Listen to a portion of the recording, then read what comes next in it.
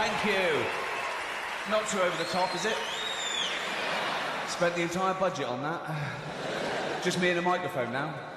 Look, not even a coat up. Unbelievable. Oh. Some comedians have a stall out on stage for their drink or whatever. No. One of the awards there. Not the real thing, a much bigger version of the real thing. I don't really think I'm a dwarf. Nothing wrong with dwarfs. I'm just not one. People go, oh, you can't have a go at dwarfs. You can, that's what you can have a go at them, really.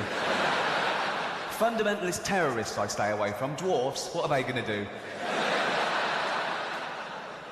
What an amazing welcome. It's fantastic to be in London. As far as I'm concerned, the tour starts now. So thank you, sir. Thank you. Thank you. Well, I say the tour starts apart from Scotland and Brighton and Birmingham. I did a few charity gigs in the year to warm up. I know what you're thinking straight away. Ricky Gervais, are you still doing stuff for charity? Shut up. What? You do too much. Oh. I don't. What? How much did I raise for cancer alone last year? It doesn't matter, mate. It doesn't... Give us a ballpark figure. Ooh. Millions. It was millions. And they're welcome to it. But I will say this. If I ever get cancer myself, I'm going to go into the nearest hospital and go, right, I paid for that machine. Get that little bald fucker off it.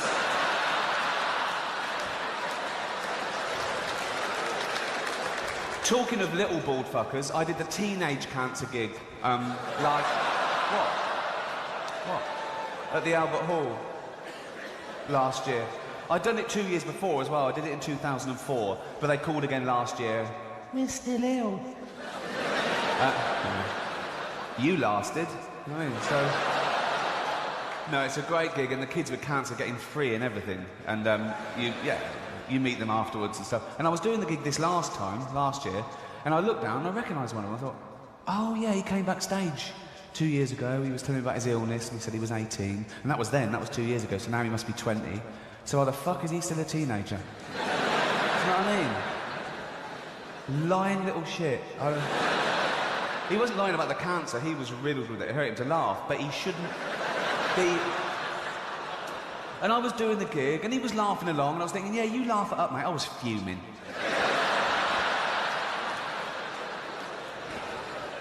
And it got too much for me, I'm human. So I went, all right, mate, I recognise you. Yeah. Came backstage 2 years ago, I went, yeah. He said, you're 18 then? He went, yeah, so you're 20 now? He went, yeah. I said, get out.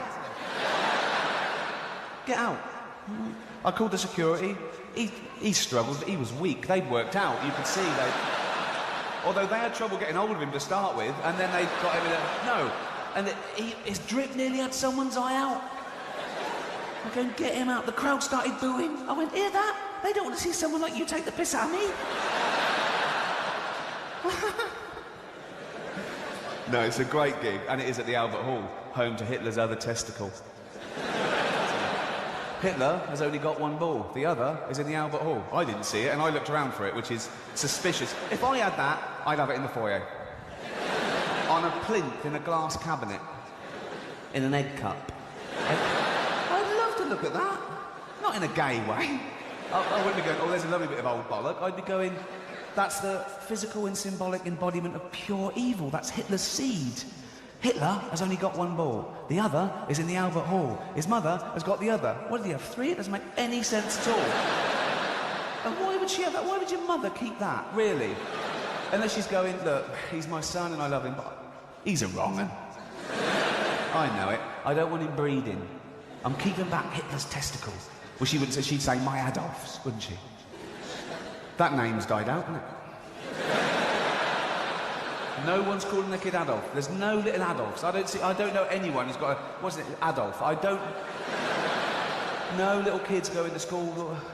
Loads of Robbies and Kylies, but you don't hear the teacher doing the register. You know, Brittany here, Justin here, Adolf here. You don't...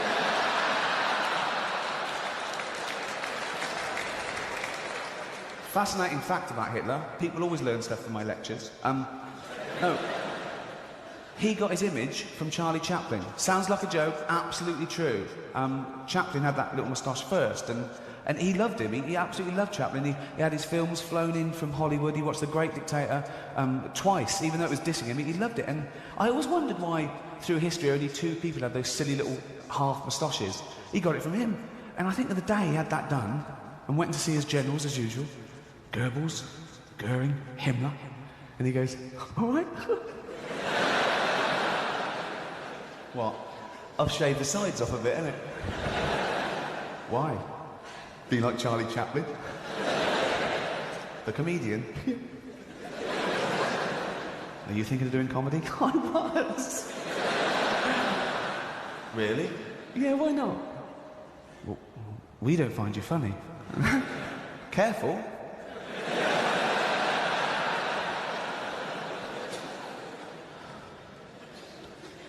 Cheers. I did a big charity gig in New York last year for autism. And like most people, my only experience of autism until recently was Dustin Hoffman's brilliant portrayal in Rain Man. But I've just got a new house, and the neighbours were coming round and poking their noses in. We're doing some building work, and we need planning permission, so we're being nice to them for now, and then they can fuck off. Big gate.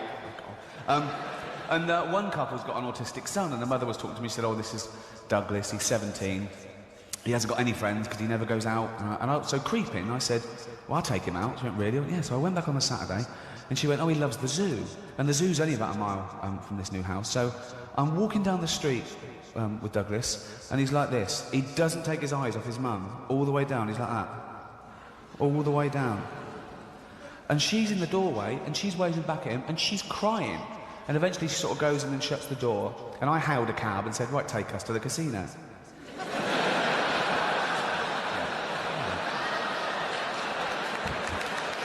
You've got to make it work for you, ain't you? So, not going to be a completely wasted day, do you know what I mean? So, and I can sign one person in, so I signed him in, he had a little suit on and everything. I thought, it's going to be brilliant. So I went straight to the blackjack table. That's their best one, I think. I'm not a doctor, but I think that's... they love that, they love that. I said, "OK, Dougie, you know the score. Bet 2 for good and 1 for bad, do you understand?" He went, "Yeah." I went, "Brilliant." So about a grand down in half hour. I went, "Dougie, do that thing, count the cards, know what good cards come, remember all the cards, do that thing, whatever it is, right? And tell me to bet 2 for good." He went, yeah. Another grand down. I thought, what sort of an autistic... So, I was confused. I threw some toothpicks on the carpet. I said, "How many?" He went, "I don't know." I said, "There's 7. I can see there's 7 from here." Wasted. So, I took him back home, went to the mother. "There's been a mistake. He walks like Rain Man, but he's got none of that clever shit. We're building a swimming pool, live with it." Do you know what I mean? So, they better give us planning permission. If they don't, I'm going to keep the house, but I'm going to rent it out for £1 a week to some crackheads. How do you like them as neighbours?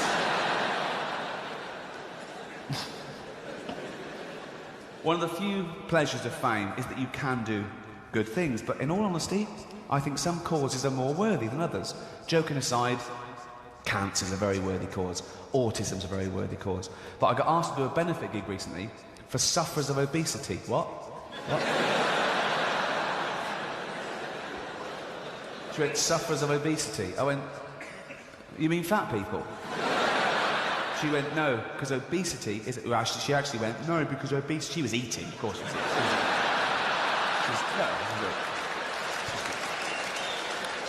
She was peckish between snacks, and, no. But she said, "Obesity is a disease." No, it's not, is it? You just like eating, don't you? No, it's not, is it? "Oh, is that a disease? Oh, I'm so fucking ill. Oh, I'm well ill. Oh, I'm really ill." I said to her, "What's the disease?" She went, "Everything tastes good." Everything? Yeah, not salads. No, taste the salads. It's not a disease, is it? Leprosy is a disease. Can you imagine Jesus in the temple? People come up to him in bandages going, "Jesus, my face is falling off. Can't stop now, as a fat bird in a third pie." They eat too much. That's what does it.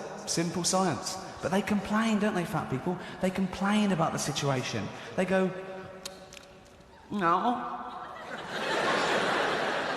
I'm getting fat. No. Aeroplane seats. They're not big enough for someone like me. No, they're not. Because if they were, we'd only get 12 fucking people on the plane. Unbelievable. It's not fair. It is fair. That's what happens. And if we're talking about fairness in aeroplanes, why is it I get the same luggage allowance as a bloke who's 40 stone? Why is that allowed? We're both allowed 32 kilograms on the plane. I want to go, no, he used up his 32 kilograms on his tits.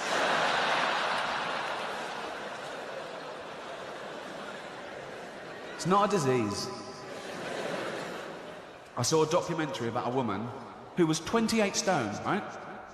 Because she ate 10 pie and chips a day. That'll do it. 10 separate meals of pie and chips. That's all she ate. 10 separate trips to the chip shop. In a cab.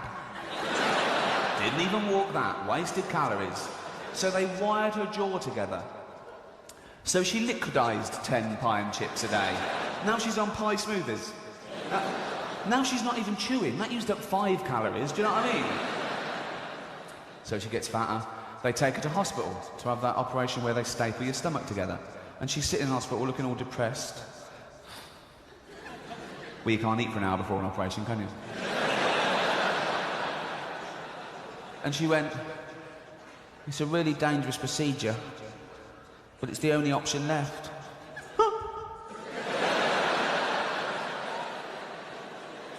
One, jogging? You don't even walk. Salads? You don't like the taste. Right. 9 pie and chips a day? It's a start, isn't it? It's a starter to it. I'm not having a go. I'm a bit overweight myself. The other night someone shouted, no shit. I thought, could be that. That'd be great, wouldn't it? You go to the doctor, he goes, no, you're not fat, you're constipated. I had to go to the doctor to have a medical for this tour. I've had medicals before for TV work. They check your pulse and go, yeah, fine, you're not going to die in the next 3 weeks. But I always think, what if I fail the medical? What if they say, no, you're not fit enough, you can't do the TV work? Then I see Johnny Vegas on telly and I think, I'm all right. Do you know what I mean? He's like my canary down the mine. If I'm in a restaurant, I go, do you want a pudding? I go, is Johnny Vegas still alive? They go, yeah. I go, bring it on. Okay, now. So I went along to Harley Street and the doctor said, it's a bit more thorough than usual. It's a big tour. So we need a urine sample. I went, fine, yeah. So he gave me the little thing in the bag to put it in. Did that. Came back to him, good as gold. He went, oh, can you strip down to your boxer shorts? I thought, well, this is thorough. I've never had to do that before. But I stripped down to his boxer shorts. Oh, for fuck. The one day I wear white boxer shorts. Big wet patch from the wing. Why didn't he warn me? Why didn't he say, be careful, I'll be checking your pants in a minute? You know, and there's nothing I could do. I just stood there and and it was one of those pairs just had a slit and I tried to sort of pull it over and it pinged back and he saw it. I saw the moment he saw it. There's nothing I could do. And I was thinking, oh, sorry, he's a doctor, he can't tell anyone. Then I thought, if I was a doctor, I'd tell everyone everything. I would. I'd come and go, you'll never guess what I found up an arse today. So I thought, oh, I'm just going to tell everyone. And I had to touch my toes as well, which sounds all right in front of a doctor, but it's still a man you haven't met before in pants that you've wet. So you feel really vulnerable and you try and make everything look okay in the doctors, don't you? They go, does that hurt? Definitely not. Definitely not. Touch your toes? Easy, right? And the truth is I've got to that age where I have to make a sort of noise to get me up and down now. Do you know what I mean? That didn't happen in your 20s. 20s, bang. 30s, bang. 40s, you go, why do you do that? I think it's a warning to family and friends that they hear that and go, oh, Grandad's bending over. And he's up, on with the barbecue. But things happen with age. But it's good and bad. I'm at that age now where it's totally acceptable for me to back in a lorry driver I've never met before. Do you know what I mean? If you're 20 and really skinny, they go, fuck off, mate. But I can go, you're all right, you're all right. Go on, go on. Whoa! Be careful, plods around the corner.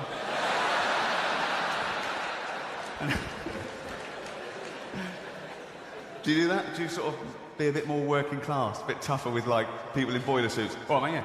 Not too bad, yeah. Got a cup of fucking tea? Like that. Anyway, I wet myself. Good. After I came back, I told my friend about the wee incident, and my friend went, oh, you should have gone commando. What? That would have been less embarrassing, wouldn't it? So now I look down, I think, oh, I wet myself, what can I do? Oh, I know, they're coming off too. That's as dry as a bone, Doc. Should have gone commando. Do commandos not wear pants? Why is it? They must wear pants, don't they? Yeah.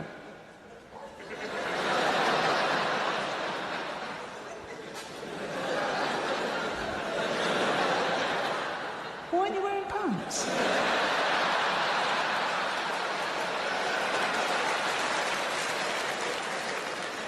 What? I'm a commando and I'm wearing pants. I've never heard that phrase before. I've never heard that phrase. They're going to see that. A little bit.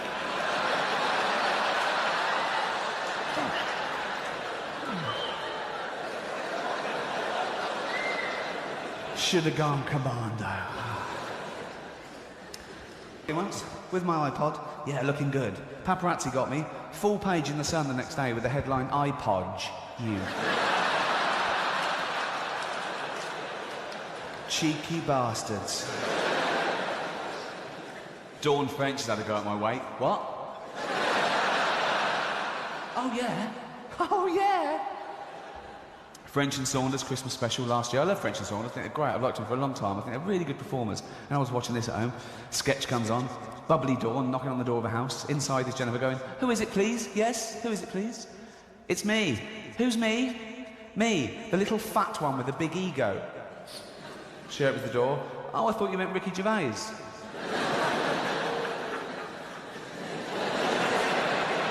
Good gag. No, it is a good gag. If you hand it out, you've got to take it. Comedians have a go, you know, it's fine. And she's putting herself down. She's lumping us both in. You know what I mean? She's saying, we both got egos. We probably have got egos. We're performers. Although, if Dawn was here, you wouldn't be able to see that. I'm joking. I'm joking. You'd be able to see some of it, wouldn't you? But it would spell Roy. Oh dear. She started it. No, she's putting us both down. She's going, we both got egos and we're both fat, and we are both fat. Different categories though, isn't there? There's different weight classes. Do you know what I mean? It doesn't tell the whole story. On a scale of too thin, average, bit fat, me, Dawn. She started it. It's not a disease. Therefore, it's not a worthy cause. Talking of which, saw someone collecting the other day for ME. Not MS, not the crippling wasting disease. Oh no, ME. That's the one where don't feel like going to work today. Ding, ding, ding, ding. Oh. ME. I apologise to anyone who suffers from ME. You're not going to have a go, are you? No. I do apologise because I've since learnt that it is a real disease. I thought it was psychosomatic, but it's physiological. And it's a very misunderstood disease as well, so it's easy to ridicule it. I suppose it's because the symptoms aren't apparent. It's not like losing a limb. They go, we're tired, and we go, well, how do we know that? And it sounds like a mollycoddling society that accepts this new disease that wasn't around 100 years ago, you know. You don't see it in third world countries. You'd never hear a starving African complaining about having ME. Do you know what I mean? Suki. Walked really well.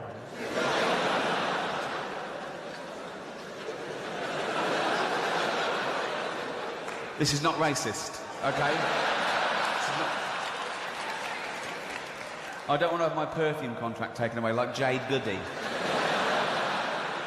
It got madder and madder, didn't it, that Celebrity Big Brother? I mean, it started off well. Opening night, H from Steps comes out as gay, and we're all meant to go, "You're joking." And his name's Ian Watkins. Where's the H? All these years, that must have just been for homosexual. He was trying to give us clues, wasn't he? He was trying to come out. What's your name? Or just call me H.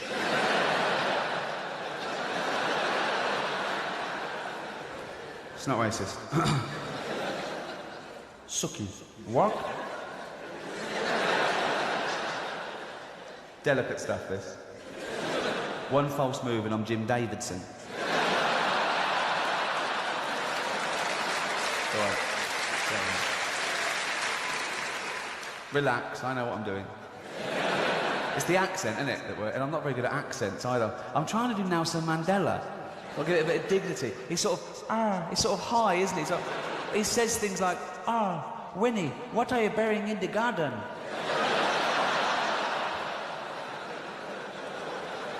It's not racist, it's fine, it's an impression. People are very worried about that, aren't they? They're going, is that racist? Can you say that? Well, we're taken the wrong way, particularly this year, because it's 200 years since the abolition of slavery, so awareness is heightened. But that wasn't the end of racism, it was still inherent in society as late as the 50s and 60s in England and America, and one incident sparked off the civil rights movement. A black woman called Rosa Parks refused to give up her seat to a white person on a bus. It was the law, but she'd had enough, and she was arrested. But then that law was changed. But she didn't stop there. She started sitting in those seats meant for disabled people.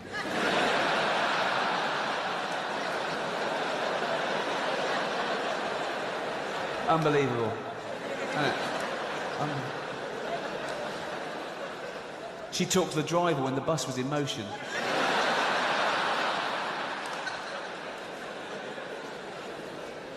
Did she always have the correct change ready? Did she, bollocks? What was her problem? Sucky.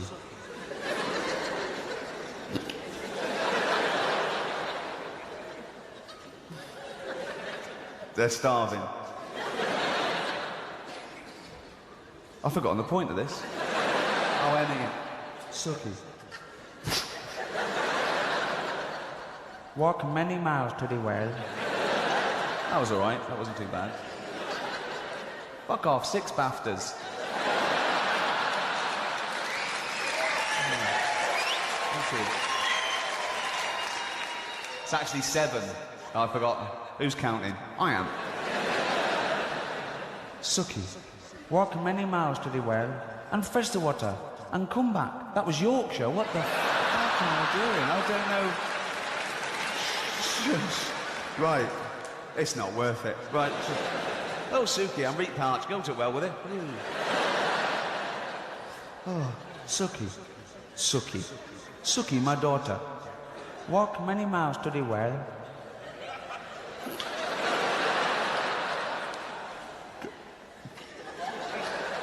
Suki, walk to the well. He's trying to be casual, like it's no big thing. He doesn't know anything wrong, anything. He's just a normal day. Suki, walk to the well and fetch the water and come back. Oh, fuck that. Why is it that word? Suki. Suki. Oh, fucking hell. Suki, walk to the well and fetch the water and bring it back. So... Whoa, shut up. That was all right. Fucking hell. Oh, Jesus Christ. Right. Suki, walk to the well and fetch the water and bring it back to mash the grain. But, Father, I cannot walk to the well and fetch the water and bring it back to mash the grain. Suki, why can't you walk to the well and fetch the water and bring it back to mash the grain? Emmy. I told you it wasn't worth it. Oh, thank you very much. Oh, the funny side of famine. Cheers. I did do charity work before I was famous. When I worked at the Students' Union, the University of London, One of the first big charities I got involved with was the Terence Higgins Trust, the big AIDS charity, and it was mid to late 80s, and people were like, what's this new thing called AIDS? What is... Oh, it's gone from strength to strength now. It's doing brilliantly. It's gone global. No. So got its own day and everything. 1st of December, World AIDS Day. I don't think it'll ever pick up like Christmas. We don't do anything in our house. There's no decorations. But I discovered something. You're still learning. The first HIV virus was a combination of 2 separate viruses that combined in rhesus monkeys, and it made this rudimentary form of AIDS. And it was fatal to them, but this was passed to chimpanzees. Sometimes chimps will get a bloodlust and eat a rhesus monkey, and it evolved and mutated in chimps. And because we're 98.6% genetically identical to a chimpanzee, it was able to be passed to humans. And the first human contracted AIDS when he was chopping up chimp meat and cut his finger, although that's the excuse I'd have given.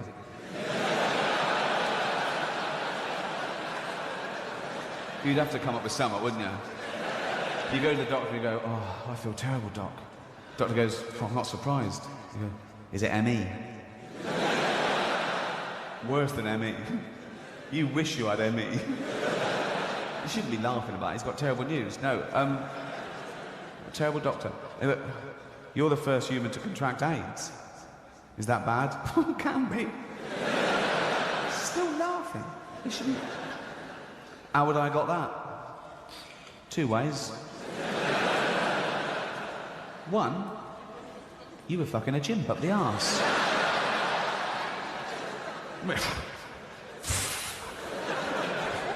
Fucking a chimp up the arse? Me?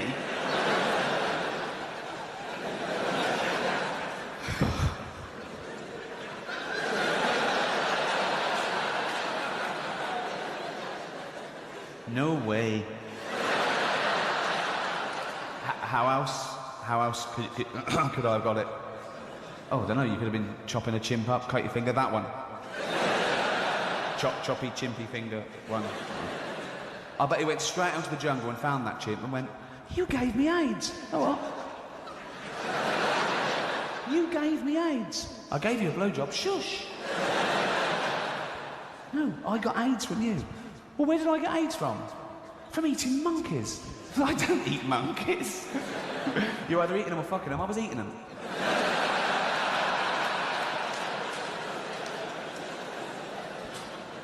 That's how it happened. Always learning.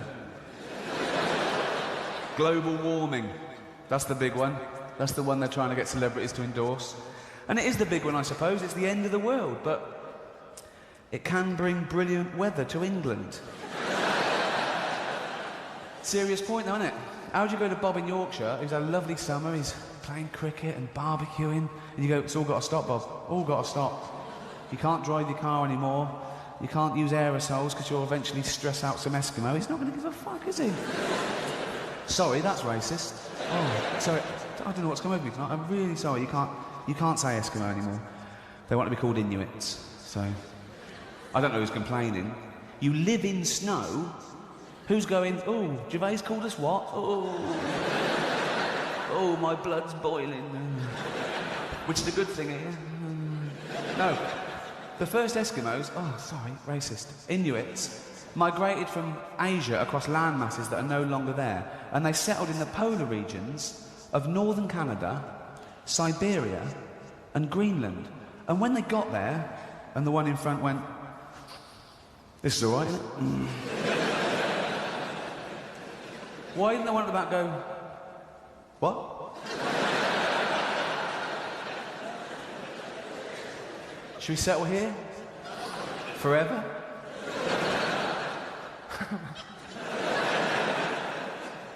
Are you serious?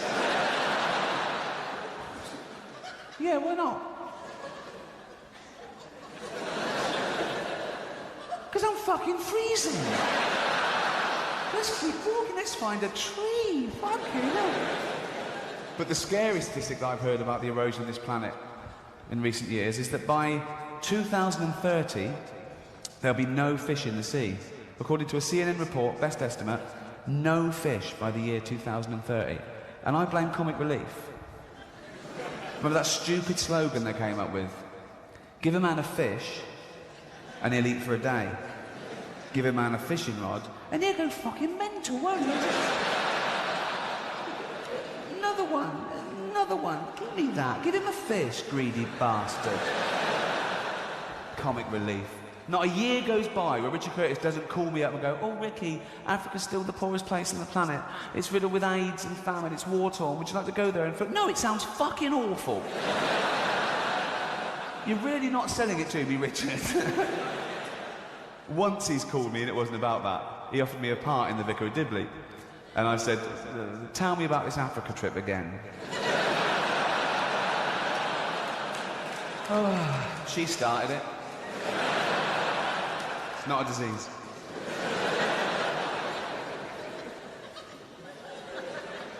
When I first got famous, I knew that if I put myself in the office as opposed to just stayed behind the scenes, my life would change, but I wanted it was an upshot of what I did. Fame wasn't the driving force, that the work was, and I didn't want to be lumped in with those celebrities that do anything to become famous. Do you know what I mean? And I was very prickly about the whole subject, and one of the first interviews I did after The Office broke in about 2001, the journalist really rubbed me up the wrong way with this question. She said, "So what advice would you give to anyone else who wants to become famous?" And I went, "I'd tell them to go out and kill a prostitute."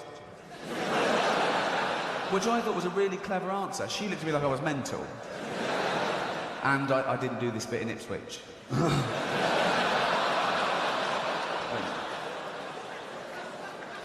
A local paper called me from Ipswich, and she went, "Are you worried about offending people?" I went, "Well, yeah, because it's not the point of what I do." And she went, "No, but the joke's about the Ipswich murder." I went, "It's not a joke about the Ipswich murder. That's a true anecdote. I really said that to a journalist, and it happened 6 years before the Ipswich murders," which ruined her angle a little bit. And she actually went, "Oh, did you hear about the Ipswich murders, and that's what reminded you?" I went, "No. It's nothing to do with murder, it's a slight on fame." It's like going, "Well, if you just want to become famous, do something horrendous." That was... And I explained to her, and she went, "Oh, well, thanks very much." So the next day, she went with the headline, "Ricky Gervais apologises for sick joke." I thought, what are the rules? I've explained it to her, and she does these vox pops and this whole sort of string of Chinese whispers. Oh, that's racist. I'm so sorry about this. I don't know what's come over me. Suggesting that Chinese people can't whisper. Sorry about that. That would be a strange racial trait, wouldn't it? Bigots getting hold of that one, going,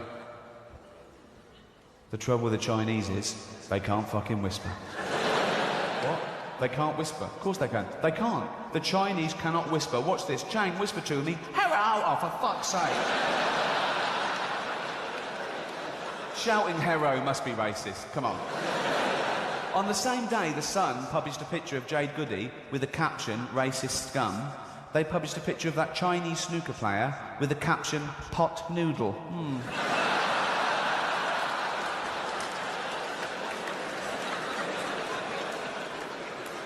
But when the journalist said to me, "Oh, what advice would you want to become famous?" And I go, "I tend to go to the prostitute," it's meaning, look, if you think that's all you care about, just being famous, you can do something terrible, if that's the only aim. Serial killers want to become famous. The way it's going, where people do anything to be famous, I can imagine people at home now reading the paper going, "This rapist is getting a lot of column inches." Do you know what I mean?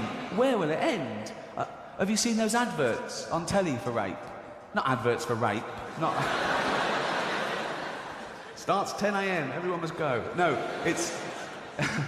It's two blokes, and one of them's bragging. He's going, "Yeah, got off with a lovely bird the other night. We was kissing and cuddling. Then it got a bit more serious, and I shoved her down onto the sofa." And he morphs, and he's in court. And the voiceover goes, "If you don't get consent, you could go to prison for rape." What sort of society has to remind someone not to rape? Was there people going, "Just off out raping, mum"?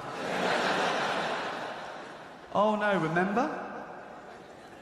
Remember the advert? What? You can't rape? I can't what? You can't rape. I can't what? Whose idea was that campaign? Going, "We got to remind them." Was there people in court with the judge going, "Why did you rape her?" "I forgot." You'd forget your head if it wasn't screwed on. Get out of here, you scamp.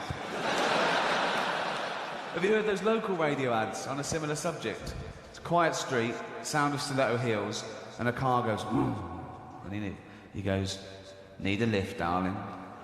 And the voiceover goes, if you want to know the price of an illegal minicab, just ask a rape victim. Don't. Worst advice I've ever had. No, it really winds them up because it brings back terrible memories. So I don't want you to make the same mistake I did. I just burst into an incident room and went, how much to Hounslow? And she went, whoo. So really irresponsible advertising. Like that one, hit me at 30 miles an hour and there's an 80% chance I'll live. Encouraging gambling. I like those odds, but don't. It's... Socrates said that fame is the perfume of heroic deeds. Fame is the perfume of heroic deeds. Well, it probably was back then. There was no Heat magazine and Big Brother. You actually had to do something to become famous. You were a great scholar or a leader of men.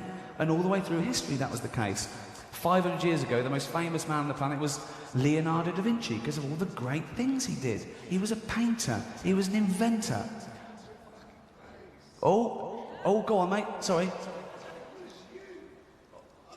I can't do one-on-one. It's a big place. In a much smaller room, I'd still ignore you, cunt. Shush.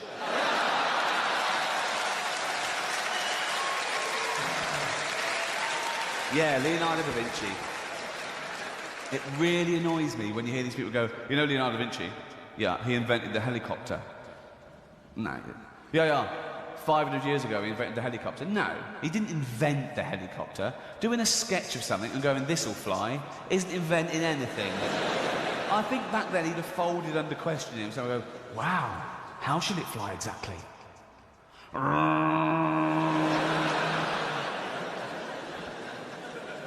Sir Isaac Newton, most famous man in his day because of all the great things he did. The laws of motion, discoverer of gravity. I was talking to Carl Pilkington. Yeah, he's a different sort of genius though. And we got onto science and stuff, and he was going, who's the best, who's this and that, and I said, well, I suppose Isaac Newton's genuinely considered the father of modern physics. And he went, what was so good about him? I went, wow, he did the laws of motion. I went, he discovered gravity. Carl went, what?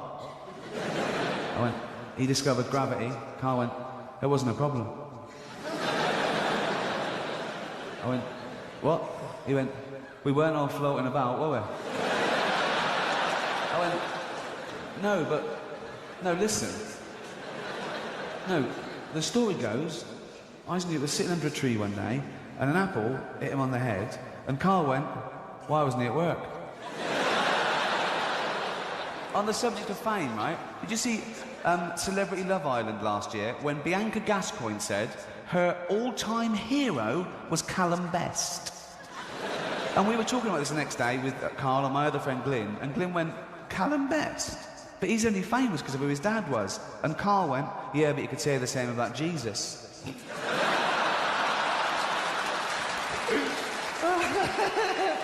Fucking hell.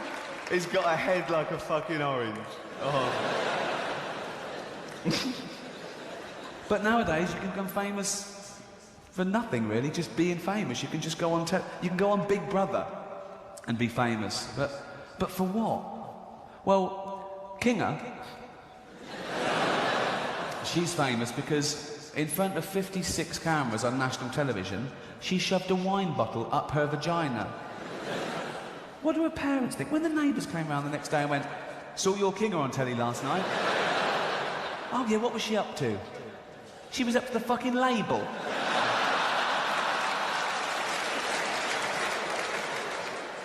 Nadia, first transsexual winner.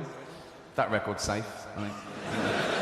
She went there for slightly different reasons. Hers wasn't fame, per se. Hers was affirmation, really. She wanted to prove something to herself and the rest of the world, and she didn't tell the other housemates she was born a man. She wanted to see if they believed she was a real woman, and they did, to be fair. I remember the blokes talking up behind her back one night, and they were going, that Nadia's a ugly woman. They spotted the jaw and the big hands. Do you know what I mean? It's always the giveaway, isn't it? You can have everything done. You can have all the plumbing done, electrolysis, paint your nails, do hair, makeup, lovely dress, shopping in Tesco's, whole loaves of bread. Hello. Now, you've done the difficult bit. Get smaller hands. Doesn't matter from where. Saudi Arabia. You know what I mean? It's just like, well, they might be odd, but at least they're... Or maybe get one and wait for that same person to re-offend. Leave your wallet lying around the town square. Got it. Yeah. They still go with a hook out there, don't they? There must be something better than the hook in this day and age. Unless you're escaping from one old ship to another, there must be something better than the hook. You lose your hand, right? You know what? You have a hook. Carry shopping. That's it. I feel sorry for Captain Hook because he shouldn't be defined by his disability, should he? I'm assuming his surname wasn't Hook. If your surname was Hook and you lost a hand, you'd go anything but a hook. It's too obvious. Yeah, they went, we're calling Captain Hook. It's an insult, isn't it? It's like calling Stephen Hawking's Dr. Chair. I think of the first sex change operation. Never been thought of, never been conceived of. You are what that's it. And yet someone, one day, sitting there and went, I want to change. He went to the doctor and went, Doc, yeah, got an idea. Go on. Lose them, will you? Chop them off, pop on a fanny. What? Lose them, pop on a fanny, couple of tits won't hurt, what's the matter? What do you think? And the doctor went, all right. And you have to live as a woman for a year. You can't just go and have it done willy-nilly. You know, you have to think about it, and you come back after a year and go, I'm sure, I want it. I want the change. You're going to make me into a woman? Yeah. Breasts? Yeah. Real breasts? Well, you won't have a... You know, be able to breastfeed, right? Vagina? Yeah. Real vagina? Well, again, it won't have a cervix. No. Take a cock, though, will it? What? It'll take a cock. Well, I'll just make it. I don't want to know what you do with it. So, yeah. No, it needs to take a fair old cock. Well, I'll leave some room, but I'll just make it. Don't tell me what you do. Oh, yours. No, it's just that I love cocks. Do you? Well, yours will be in the bin in a minute. You can take it home with you.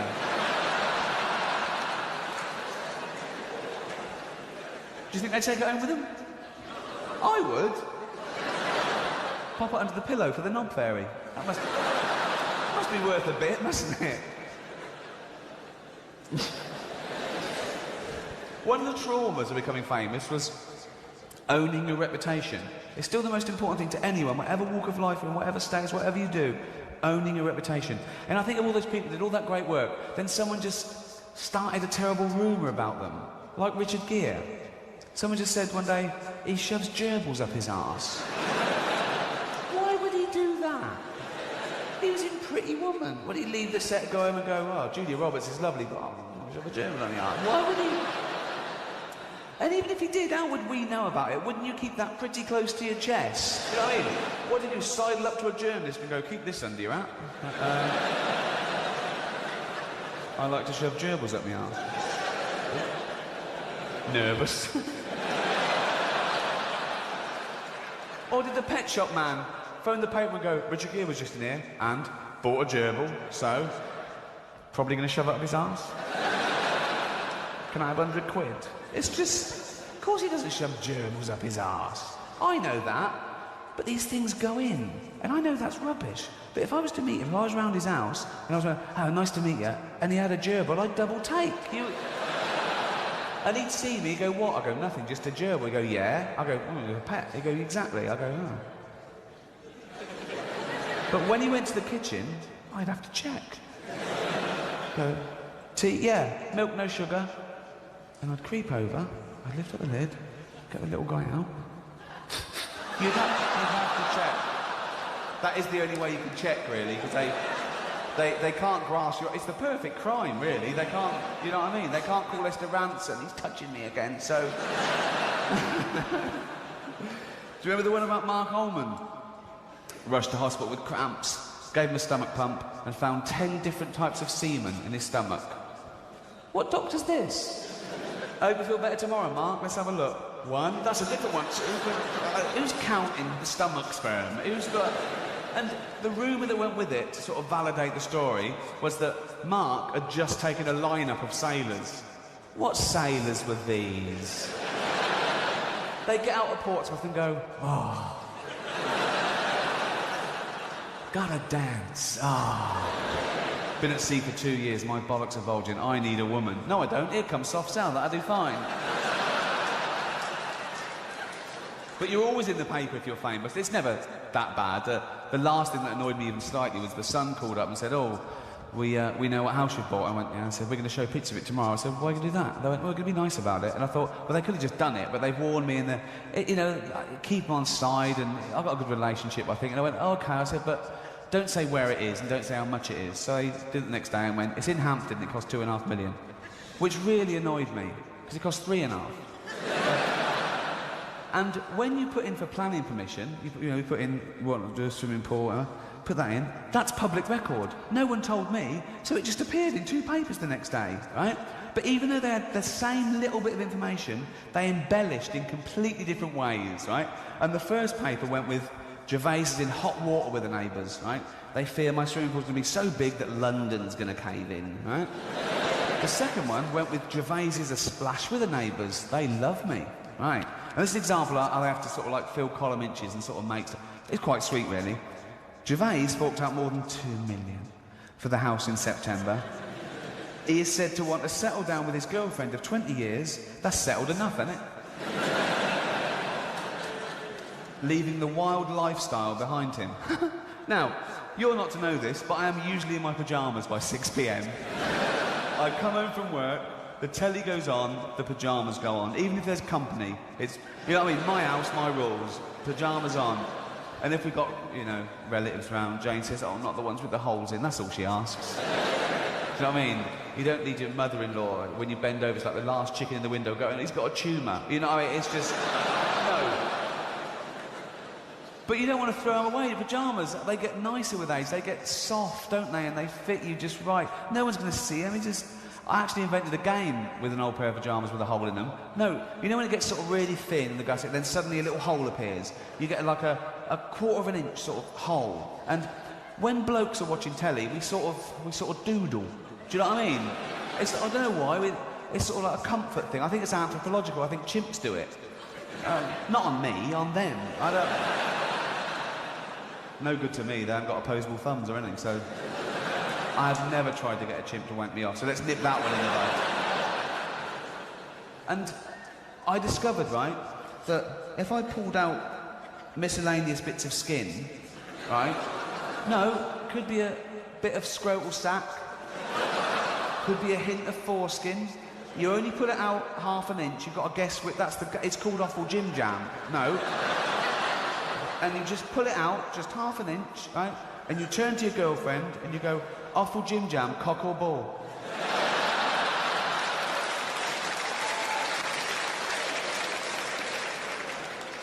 It might be genius. I'm thinking of selling that to Waddingtons. If only for the picture on the box of all the family. Grandad doing that, little cock or ball. Granny going... Actually, Grandad could really pull it out, couldn't he? Shut up, you'll be playing it at home. Offal Jim Jam, cock or ball. But the trouble about rumour is, if it's written down, someone will believe it. You could have the most far-fetched, made-up, impossible, illogical bollocks. And if it's in print, someone will believe it. Just look at the Bible. Old Testament. Oh, that's my favourite. That is a rip-roaring read, the Old Testament. It's brilliant. I like the God in that one. He's a better God. New Testament God, he's a bit wishy-washy. He's a bit modern parent. Do you know what I mean? He's a bit liberal. Turn the other cheek. No, Old Testament God, he's like 50s dad. He takes his belt off and goes, you fucking what? Oh, you know the fucking rules. I've told you. You wound me right up, you muppet. You fucking floods. You, pestilence, fuck off. You, what did you do? That's not too bad. Any.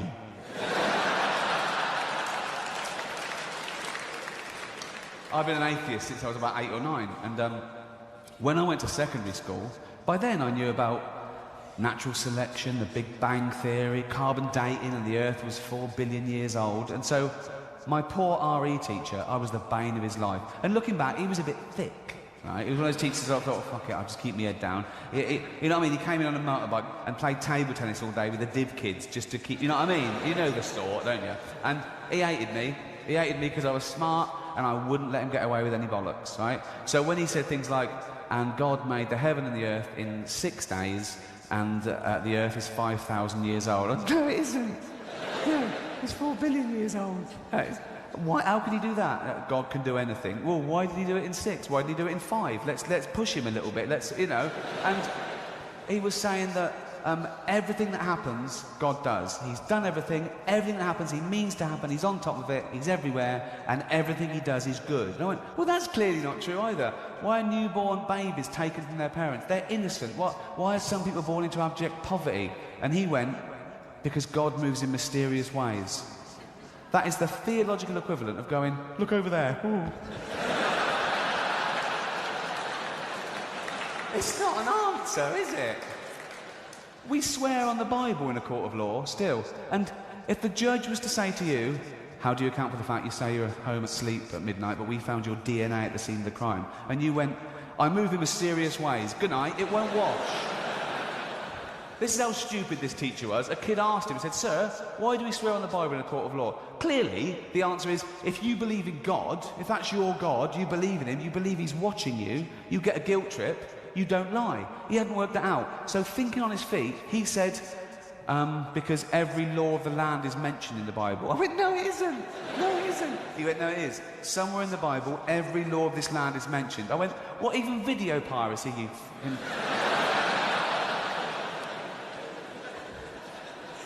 One critic, who I know is religious, said, oh, Gervais deconstructs the Bible. That's too easy. Thinking, well, it shouldn't be. If you believe in that, you think it's a serious doctrine, it shouldn't be too easy to deconstruct. You can't do it with a maths book. You can't look through a mug and go, listen to this. Listen to go, oh. The shortest distance between 2 points is a straight line. What cunt wrote that? He said that God is everywhere and in everything. He's solidly through the universe. And I came prepared. I thought, this'll end it. I came in like a little smart ass and went, sir, is God in a vacuum which has been scientifically proved to have nothing in it? He went, yep. That's it. I thought, well, I can't win then. So I started saying, is he up my arse? Is he up your arse? The clever stuff hadn't worked. I was going, sir, is God up all our arses? Including Richard Gere's. It must be crowded up there, mustn't it? The New Testament is founded on the belief that Jesus is half man, half God, born of a virgin womb. And I think that particular little rumour came about with Mary on the back foot. Awkward questions about the old pregnancy from Joseph. You're pregnant? You haven't been... No way. Well, how could this have happened then? 2 ways. One...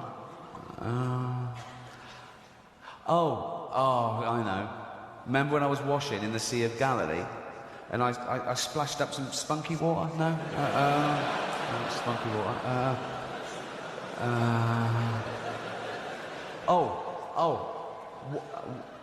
What about the baby is half God? And everyone went, yeah, all right. But everyone's entitled to their opinion. And if you believe in God, you're wrong. Everyone is entitled to their opinion. You never see that as much when you're famous. Everyone tells you their opinion. You don't ask, but they tell you anyway. And 99% of the time, it's all good. But a few weeks ago, I was writing with Steve Merchant, and we had a break for lunch, and we went to a sandwich shop just in central London. I got my sandwich. I was waiting outside the shop. Steve was still inside, haggling. Oh, Jesus. And I was pretending to be busy on the phone, texting and that, and people were walking past, and it was fine. They were just going, Oh, it's bloke from the office. Oh, yeah. I go, oh, look, it's what's his name? Oh, yeah. You having a laugh? Except one bloke who went like this.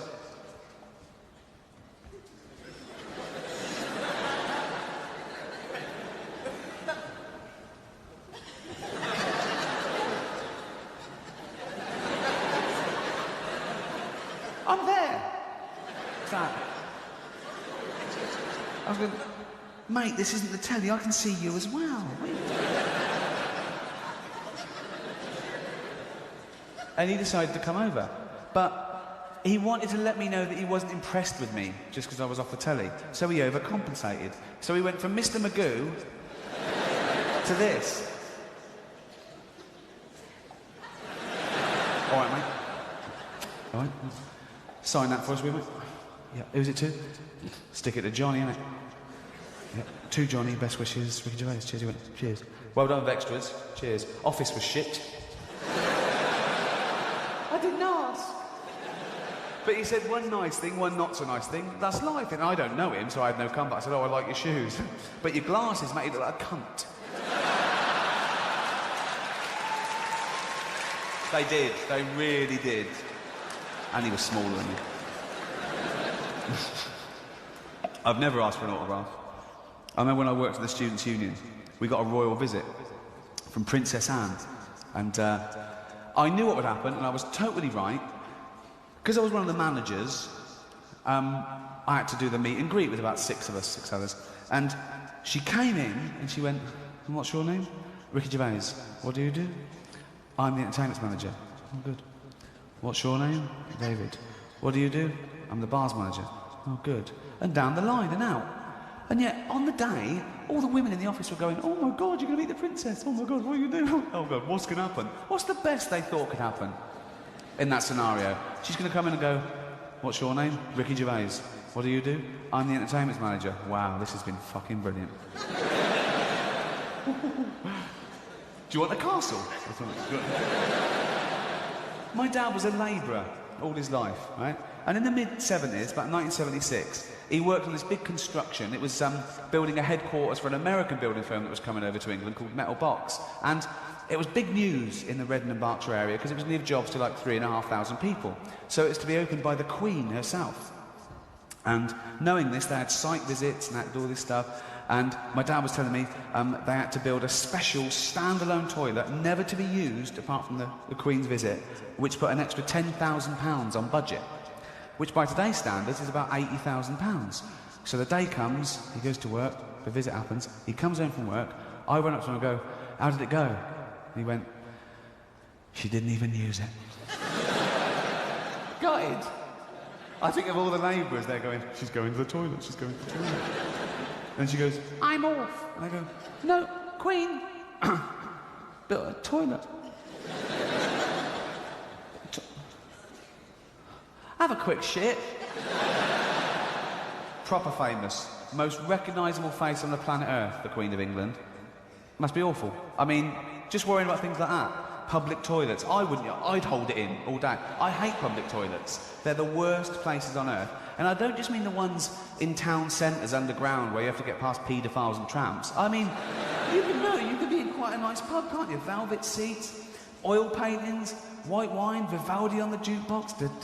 Oh, good conversation, but of course, Kierkegaard was an absolute genius. Just go to the Louvre. What the f... Piss, just piss everywhere. Who out there has done this? And it's an inch of piss. That can't be just drips. That would be 1,000 years of drips. Someone in a cravat's coming and going, fuck it. And so you're in there and thinking, oh my God, the inch of... Oh, it doesn't matter on the shoe, but don't let it go through to the sock. I can't stand it. Oh, other people's pissy sock. That's the evening over as far as... So you're thinking, oh my God, and keep your trousers out of it. So you think, oh my God, and what's that? I've got to flush that away. No chain, I've got to go on top of that. What is the... Who's nicking the locks? Who nicks the locks from a cubicle to... Who's so desperate? They go in with a screwdriver and go, I'm going to build my own toilet one day. That saved £1, and they're small. How are they getting toilet seat. Doesn't the barman go, mate, did you come in with that toilet seat? It's ridiculous.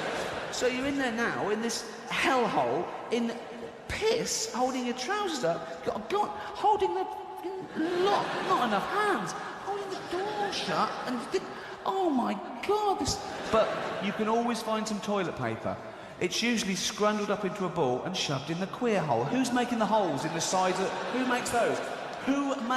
You can see someone so desperate. They've done it through the MDF with their teeth, and there's who invented that? Who went... I love cocks, I hate faces. I'm going to make a hole, and I'm going to sit there, and someone's going to stick their cock through it, and I'm going to... And they did! How did that get around? How did people know the trick? How did they...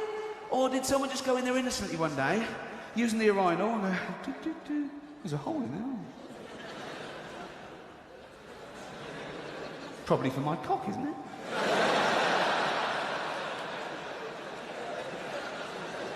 Yes, it is. I don't know how these things start. I went to school with this guy, right? He was a div kid. No, he was. I talk about him on my other two stand-up shows. His name was David Beasley. He's the one that said, if you get captured by cannibals, when they're cooking you in the pot, they show you pornographic pictures so you get an erection and there's more meat to go round.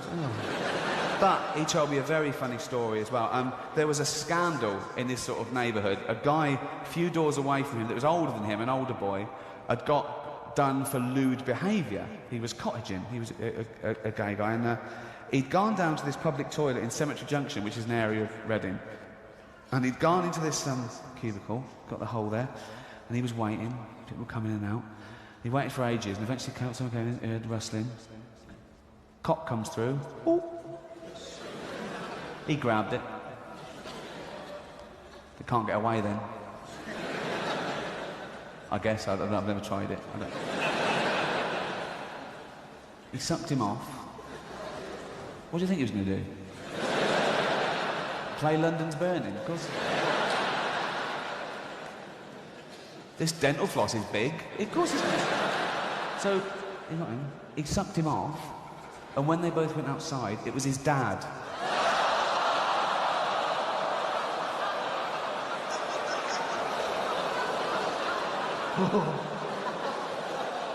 Oh. All the Colgate in the world would never get rid of that, would it? Oh. Which one of them blabbed that around town? Hi, honey, I'm home. Good day. Yeah, I saw Toby. How was he? He was all right. The admin block of the student union I worked in, there was a dodgy toilet there. It was the second-floor toilets, and you walked in there, and two blokes would go and just walk out like that. I don't know why I kept going in there. But we, as the management, decided to sort of clear it up. We put a couple of stewards on the door to try and sort of kill the scene, and we painted all the graffiti, and so it was this lovely toilet for about one day. Then a new group moved in, right? And I remember this bit of graffiti on this beautiful white, pristine wall, just a bit of marker pen. Someone had gone in. Think of someone going in and writing this, okay? All it said was, I fuck your wife while you watch. Interested, question mark. No. I fuck your wife while you watch. Interested? Then his telephone number. Now, I don't know if that business venture ever took off. But I would love to see him pitch that to the Dragon's Den. That would be a hell of an episode, wouldn't it? Just that weird little bald presenter fellow that lives downstairs. Kind of going, our next contestant needs £4 for marker pens. Remember, he must get the full amount. Duncan Ballantyne, what exactly is your business? Are you married? Aye. Does your wife enjoy sex? Aye. Do you like watching stuff? Aye. Just to let you know where I am, I'm out.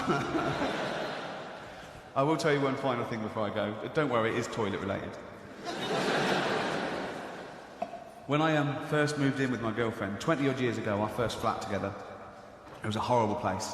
It was in King's Cross, and it was a horrible area, King's Cross, a seedy road, seedy block, horrible little thing. It was a rip-off, but it's all we could afford. It was one room, just one room, but it had like a little kitchenette area.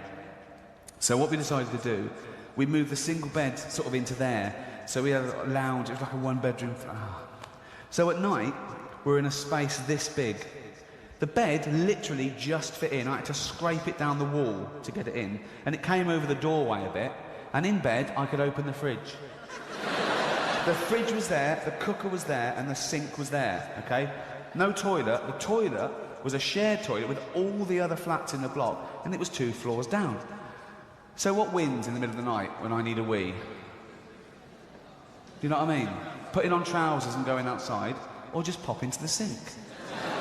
That one. And I remember, 20-odd years ago, Jane in a sleepy state saying, "Oh, at least take the dishes out first."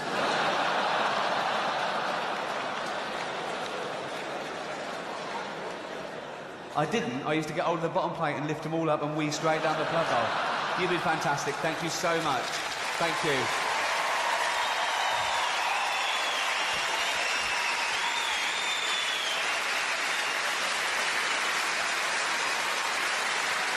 Thank you so much. Thank you so much. Thank you. Thank you so much. Thank you. Thank you so much for... You don't get an encore in any other profession, do you? If a builder does a good job and he leaves, you go, "Come back." "What? Come back." "What? All right." Good job I left a bit. I was talking about rumour and gossip and stuff, and I don't buy into it. I read something about someone, I go, "Well, that's interesting," and I think it might not be true. And so I never pass it on. I never pass on sort of small talk and gossip. But I witnessed this, so I think I can share this with you. Me and my girlfriend went along to the final 6 of the X Factor last year. And it's in a studio in Wembley. And we got there and we were greeted by this bloke with a sort of headset and a clipboard. He went, "Hi, Ricky, thanks for coming. There's some other celebrities in." "Oh, for fuck's sake." I said, can I just go right at the back?" He went, "Yeah, sure." Right at the back with the other celebrities. So it was fine. We were right at the back with my girlfriend there, me was there. About a yard away, Chris Tarrant and his daughter, and in front of them, Aldo Zilli, the chef, and his wife. And they stand you up when each act comes on, and you clap, and that's it. But I don't know if Chris and Aldo had met before that evening, but they were getting on like a house on fire. They were, honestly, Aldo kept looking round, Chris was making him laugh, they were having a laugh, they were standing up, they were dancing along. Chris had his best sort of lilac jacket on, he's pushed it right up to the elbows like that. Yeah. And Ben did a Joe Cocker number, and Chris was sort of doing the actions, and Aldo was turning around and laughing. They were, oh, bless them. And it really is live. So in the ad break, nothing happens really. The judges get powdered, Simon does, and the warm-up man was going into the audience, keeping them amused. And on the night I was there, he probably does it every week, but he was saying, "Has anyone got any questions for the judges?" And he went, "Little girl there with her hand up. How old are you, darling?" "7. What's your name?" "Sarah." "What's your question?" "For Simon. Simon, why do you smoke?" "Good question. Yes, Simon, why do you smoke?" The girl was going, "Why do you smoke?" And Simon went, "Smoking's good for you, dear." And they went, "Oh, God, oh." He went, "Back in 3, 2, 1. Okay? Next ad break, he goes, "Lady there with her hand up. What's your name?" "Emma." "Where are you from?" "Essex." "What's your question?" "Simon, will you marry me?" And Simon went, "Why not?" And they went, "Oh, like, okay." As he was walking back, we saw Louis Walsh just tap his arm like that and show him something. And he went, "What? Chris Tarrant's got a question." It was back in 3, 2, 1. And me and my girlfriend looked at each other and we thought, brilliant. Sometime before the show, Louis Walsh and Chris Tarrant have got together. Chris is going to ask a question. It's going to be a cheeky question to the judges. They're going to love it. The audience are going to love it. They're going to carry him down the street and he's going to be back. So, third ad break. He goes, "Chris Tarrant in the audience, ladies and gentlemen." Hey. No, it was louder than that. I can't do 1,000 people. So he went, "All right, Chris." He went, "Yeah." He went, "This question's for Sharon Osbourne. You obviously married a very intelligent, articulate man in Aussie. That's as far as he gets. Because Sharon thinks he's going to have a go." So it goes like this. People are looking over it and goes, "You obviously married a very intelligent man." Sharon puts her head up like that, looks and goes, "Fuck you, Tarrant."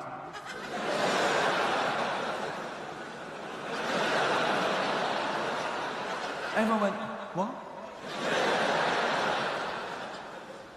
He went, now listen. No wonder your wife left you, cunt. I was like this. Kids looking at their mum. What did She called him a silly biscuit. That means a silly biscuit. Does it? Cunt? No, it doesn't mean that. Don't say that word. It doesn't mean biscuit. And Louis is going, no, Sharon, don't. You go, no, fuck him. He's all fucking going there back and forth. And we think it must have been Louis' idea because he was going, I'm sorry. Like that, right? And they're back and forth, going, what happened to church? She was like, Old Testament God. And he was going, what's the church? He went, listen, he said, I've known your hubby for 25 years. I'm not having a bloody go. Back in 3, 2, 1. The last act comes out, everyone stands up, apart from Chris, who is like this. What happened there? I've just been mauled. I've been humiliated. I feel like putting the sleeves down. And that's the end of that show. And now it goes over to ITV2 with Ben Shepherd before the results show. And Chris is booked on that show, and he's doing his thing. His mind's probably not on it. Everyone was talking about it half time. People going, what happened there? Was he going to have a go? Did he start off wrong? Did she take him on? She said there was a history. What went on? What was it going to be? Come back out for the results show, and we're all there waiting for it. I look over, 4 empty seats. Oh, fuck. About 30 seconds to go before it went live, they all came out and sit down, okay? Everyone stands up. This time, apart from Chris Tarrant, who's still like that. And now his daughter's like that as well. First ad break, Sharon Osbourne gets the mic, and she goes, I'd like to apologise to all the mummies and kiddies in the audience for my awful, awful language. But when someone belittles a loved one, we're like lionesses, aren't we? She gets a round of applause. I look at Chris, he goes, this is bollocks. Don't tell anyone that.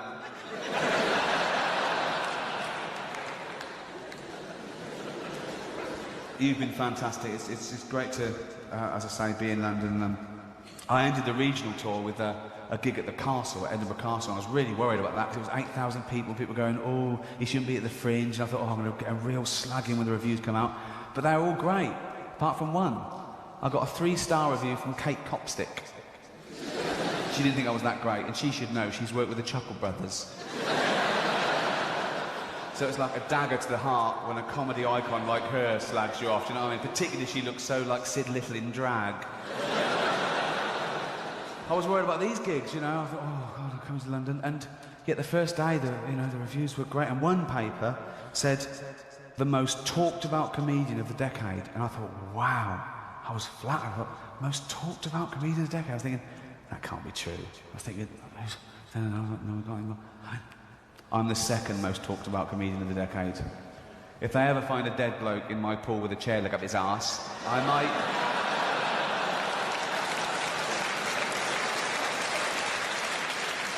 Until then, I'm happy with the number 2 slot.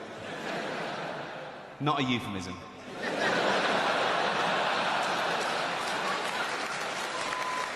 But I started and ended the regional tour in Scotland. The first gig I did back in January was Glasgow, and I had Glasgow so wound up about Edinburgh being the capital, I shouldn't have brought it up, that they wanted to come and storm the castle. They wanted to get in their cars and go and storm the castle, old-fashioned style, you know what I mean? Like Frankenstein's monster. Ooh, get him out, ooh. I always think of Frankenstein's monster like the 19th century equivalent of the local paedophile. Do you know what I mean? Do you remember that name and shame campaign the tabloids did a few years ago, where they showed pictures of all the paedophiles they knew, and they go, there's one near you, and people go, yeah, there's one near me, yeah. Everyone's a paedophile. There's a bloke in the park, he's the park keeper, he's a paedophile. To such an extent that in Portsmouth, an angry mob burnt down the house of a paediatrician. And they said, well, he had a plaque outside. Huh? Do paedophiles have brass plaques made? Kiddie Fiddler, established 1979. My friend said, oh, you shouldn't start the tour in Scotland. They hate the English. I went, they That's a cliche. He went, no, it's true. Also, it's true that all Scottish people are just alcoholics. I went, bollocks. Loads of them are smackheads as well now. You've been fantastic. Thank you so much. Thank you so much. Thank you. Thank you. Thank you. Thank you. Thank you.